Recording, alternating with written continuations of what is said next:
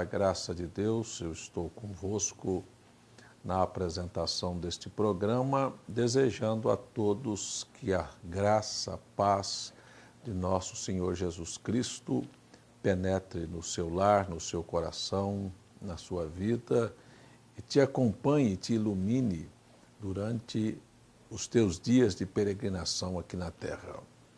Este é o programa Fé Perfeita que a cada dia traz a você a mensagem precursora da segunda vinda de Cristo. Nós sabemos que Deus, em sua infinita graça, nesta hora final, neste momento de trevas, neste momento escuro, neste momento em que os valores da religião, da política e das famílias foram lançados por terra, em que a falência está exposta em todos os âmbitos da sociedade, em todos os aspectos, nós temos visto a humanidade caminhar na mais densa e negra escuridão. Eu sei que a promessa de Deus que nesta hora haveria uma luz, o brilho da estrela, da sétima estrela que está na mão daquele que caminha entre a sua igreja, haveria de mostrar o meio para escaparmos do iminente juízo, da grande catástrofe que Deus há de fazer recair sobre os habitantes da terra. E não sou melhor do que ninguém, não sou o dono da verdade, eu sou um pecador salvo pela graça, tenho muito do que me envergonhar de atos, de palavras, de ações que já pratiquei aqui nesta vida e só sou agradecido porque encontrei a oportunidade no sangue de Jesus Cristo para anular muitas coisas que eu pratiquei na minha vida. E sendo agradecido a Deus, então coloquei a minha vida a serviço do Senhor, para vir até você, para dizer a você da minha experiência, de que há um sangue no propiciatório, de que há uma mão de misericórdia estendida para aquele que quer misericórdia, de que há um doce olhar de Jesus, não desejando te condenar ou te perdoar. E este olhar é tão misericordioso que ele é capaz de olhar suas fraquezas e falhas diferente do que seu vizinho, do que seu parente, do que sua esposa, seu marido, seu pai ou sua mãe ou qualquer pessoa da sociedade. Ele pode olhar para você e, ao invés de dizer, como os religiosos disseram para aquela mulher que foi apanhada em pleno ato de adultério e que vieram com pedras para apedrejá-la, ele pode olhar e dizer: quem não pecou, seja o primeiro a tirar a pedra. Então, conhecendo este olhar de misericórdia, de graça e de bondade, que olha para aquela mulher pecadora e diz: onde estão os teus acusadores? Ninguém te acusou, nem eu. Ninguém te condenou, ninguém te apedrejou, nem eu. Vá e não peques mais. Deus está dando a você a mesma chance, porque Ele é o mesmo ontem, hoje e eternamente. Ele está oferecendo a você, amigo pecador, que reconhece que muitas coisas na sua vida não são dignas de elogios, mas que Ele pode agora mesmo mudar este curso da história da tua vida através do seu maravilhoso olhar. Arrependa-se, venha a Ele e Ele está pronto para te ajudar. Estou de volta olhando com você as Escrituras no livro de Atos, que é chamado muitas vezes de Atos dos Apóstolos, mas na verdade é Atos do Espírito Santo através dos apóstolos. No capítulo 1, o escritor, o médico Lucas, diz: fiz o primeiro tratado, ó Teófilo, acerca de tudo que Jesus começou não só a fazer, mas a ensinar. Até o dia em que foi recebido em cima, depois de ter dado mandamentos pelo Espírito Santo aos apóstolos que escolhera. Atos capítulo 1, verso 1 e verso 2 é a escritura que eu li. Meu nobre irmão e meu nobre amigo telespectador, tenho certeza que aqueles que conhecem a Bíblia Sagrada sabem que nós carregamos na mão uma biblioteca com 66 livros, exposta em um único livro, dividida em duas partes, Velho e Novo Testamento. O Velho Testamento com 39 livros, o Novo Testamento com 27 livros. 40 foram os homens que foram usados para escrever a Bíblia, num espaço, num período de aproximadamente 1.500 anos. A perfeição dos livros que contêm a Bíblia Sagrada é tão grande que um homem que escreveu um determinado livro, às vezes viveu distante do próximo escritor 100 ou 200 anos, e, no entanto, quando aquele homem era movido pelo Espírito Santo para retomar o sentido da profecia bíblica, parecia que eles haviam combinado o que iriam escrever. Ele retomava onde o outro deixou. O profeta Isaías escreveu a Bíblia em miniatura. Nós temos 66 livros da Bíblia, nós temos 66 capítulos no livro de Isaías. Eu quero afirmar aqui no programa que a Bíblia não é um livro de código de éticas, a Bíblia não é o livro da história de uma nação. A Bíblia é um livro de profecias e a Bíblia é a palavra de Deus. Na verdade, para que Deus colocasse diante de nós, através das profecias que estão contidas na Bíblia, ele tomou a vida de determinados personagens, como Abraão, como Enoque, e tantos outros, como o próprio Isaías e a própria nação de Israel, para representar que Deus tem um povo na terra e que este povo deve nascer dentro desta linhagem, desta família. No Antigo Testamento, este povo representava um povo que deveria nascer através de um nascimento que não é da carne. Jesus disse que não é um nascimento como o homem voltar ao ventre de sua mãe, mas é um nascimento espiritual. E Paulo disse que nós somos colocados em Cristo através de um nascimento pelo Espírito Santo. Isso é uma coisa tremenda e gloriosa. E, meu amigo telespectador, então, através da figura de pessoas e de uma nação, Deus desenhou para nós, montou para nós num grande quebra-cabeça que é a Bíblia Sagrada, e selou e fechou certos símbolos e certas profecias e estabeleceu tempos e estações para que aquilo viesse a se cumprir, e deixou com que os homens então continuassem a história e vivesse cada geração para mostrar a sabedoria que ele tem. Deus faz com que a Bíblia seja em cada geração o livro mais atual que existe.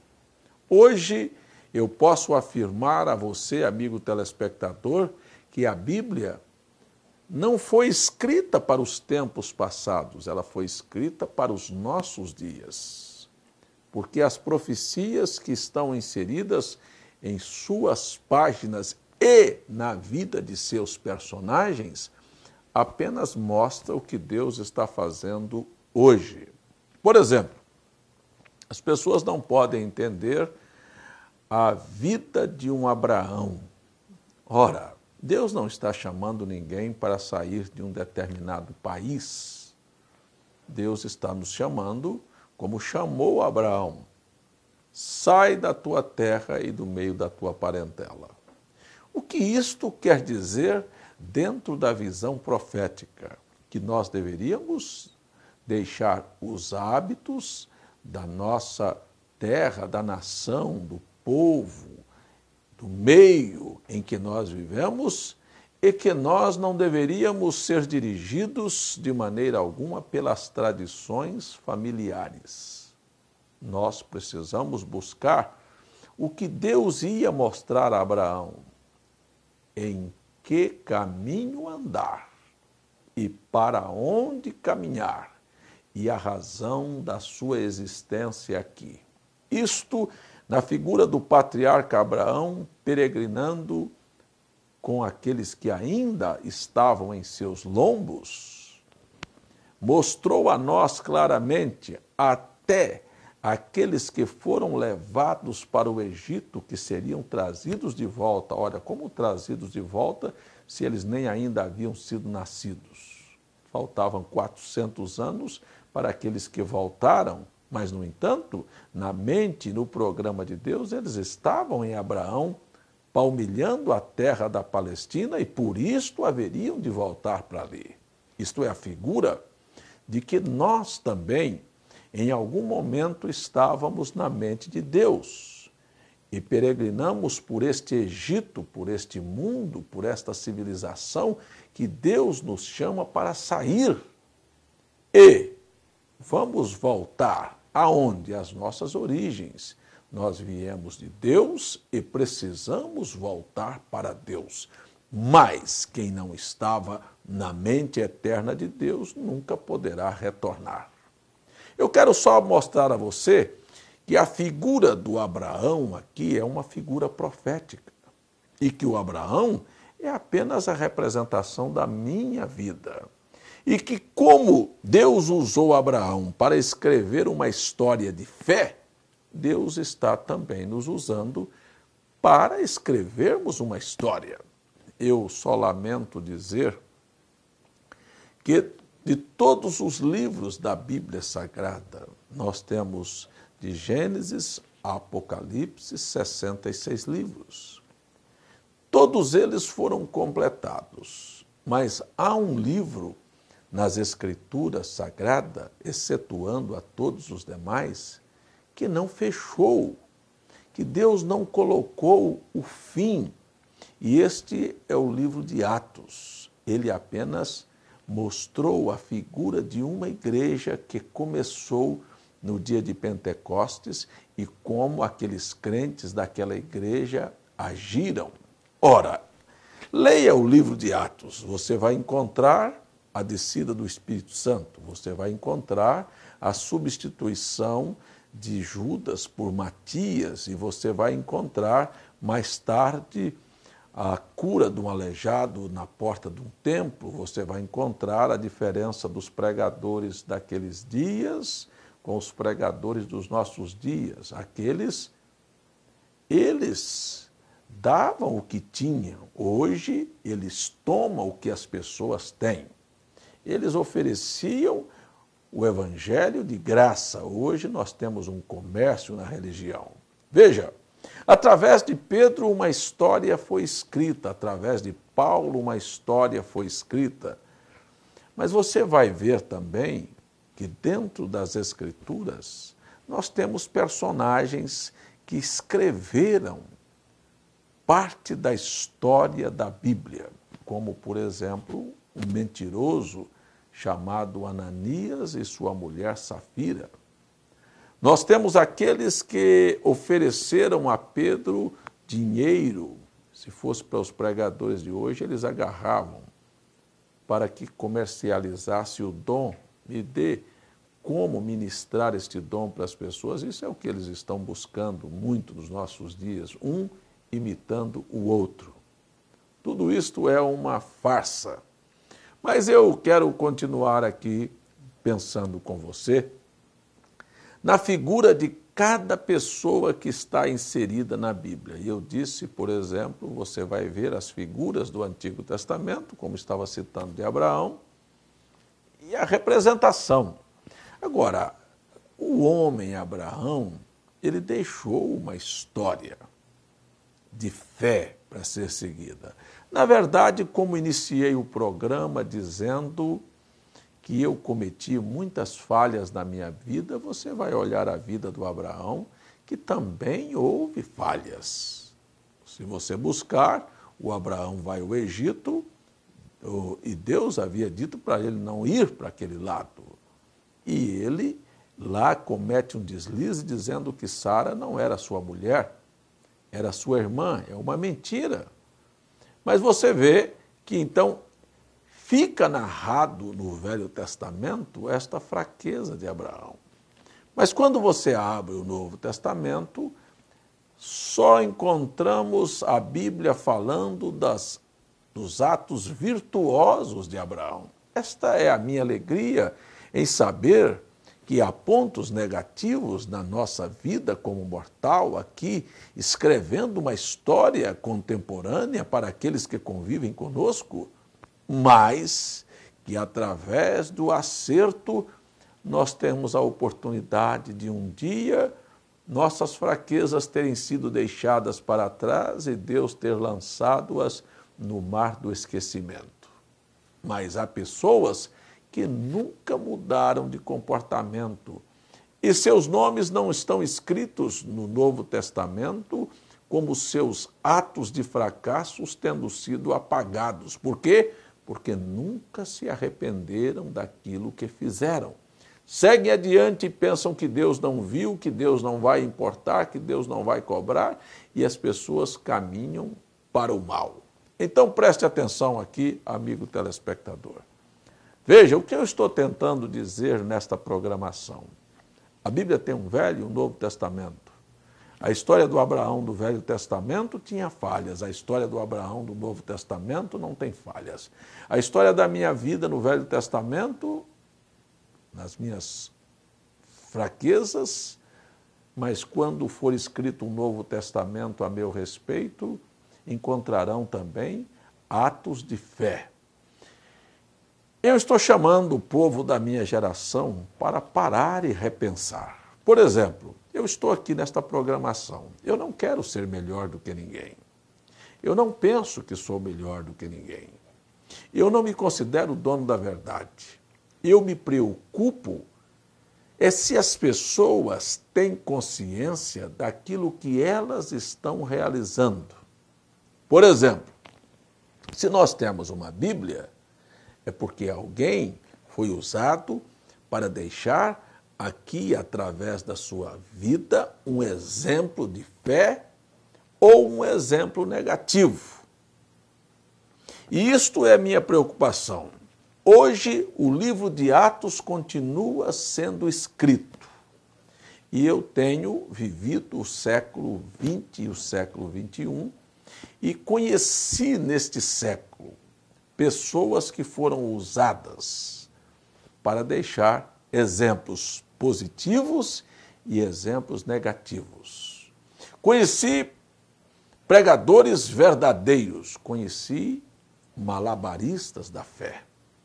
Conheci homens que vão à política ainda pensando em, de alguma maneira, ajudar a se estabelecer e organizar a nação, como, por exemplo, um ex-presidente do Brasil, que é ameaçado de morte, usa esta frase: olha, não me importa se eu vou morrer. Poucas são as oportunidades na vida que temos para morrer por uma boa causa.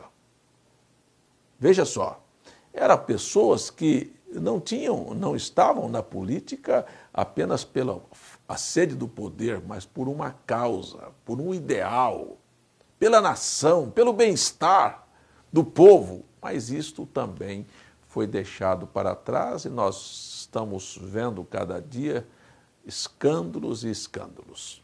Muito bem, eu conheço pregador que teve a capacidade de devolver um cheque de US$ 1,5 milhão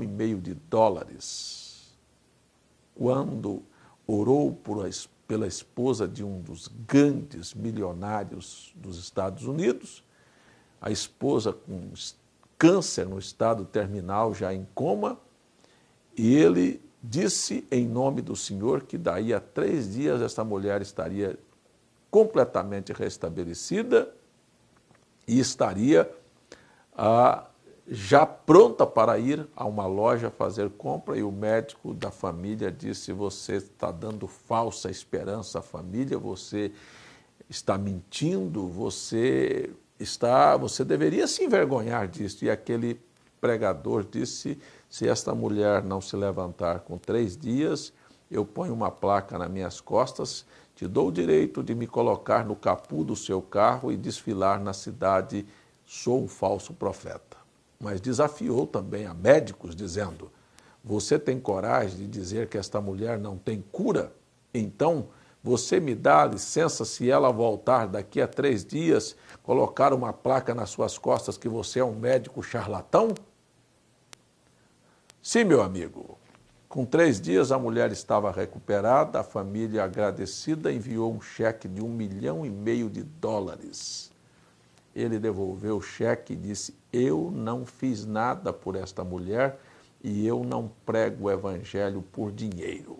Veja, ele escreveu com esta atitude uma história que jamais poderá sair da minha mente, nem da sua que está me assistindo neste programa, de que há pessoas que estão fazendo a obra de Deus, não fazendo disto um comércio.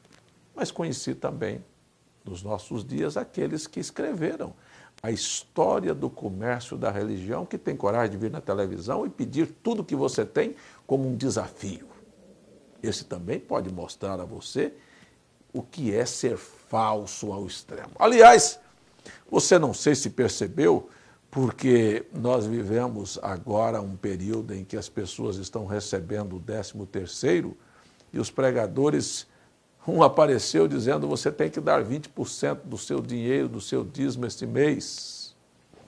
O outro veio e disse: você dá tudo. O outro vai na televisão e faz propagandas e faz promoções daquilo que ele está vendendo.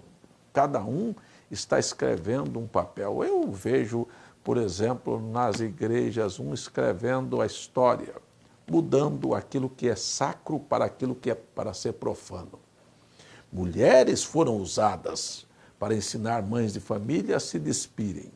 Mulheres foram usadas para levarem aquilo para dentro da igreja e ensinarem as cristãs a serem mundanas. Pastores foram usados para acomodar o pecado dentro da igreja, para manchar e para sujar o evangelho. Mas e o que eu estou fazendo aqui na televisão? Não estou pedindo o seu dinheiro, porque Deus não está interessado no seu dinheiro.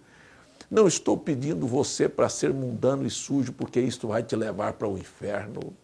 Estou chamando a você a render a sua vida completamente a Jesus Cristo e deixar que através de você seja escrita uma história de que esta Bíblia é a verdade e que Jesus Cristo vive em você e que você deixou os hábitos desta terra e não segue as tradições mesmo herdadas por família, que você é como um Abraão que está indo para uma terra prometida, que você veio de Deus e que você está voltando para Deus.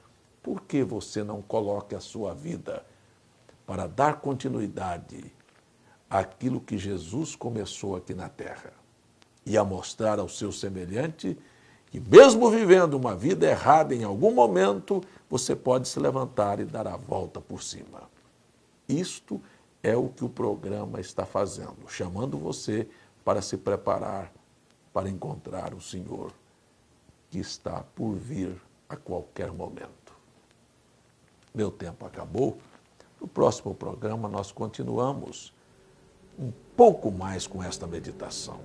Vamos orar juntos. Talvez você seja uma pessoa que, como eu, cometeu muitos enganos na vida. Mas talvez você quer ser como eu, pedir perdão a Deus agora dos seus pecados e deixar que a sua vida tenha uma segunda etapa, um novo testamento. E isto é o que eu estou te convidando.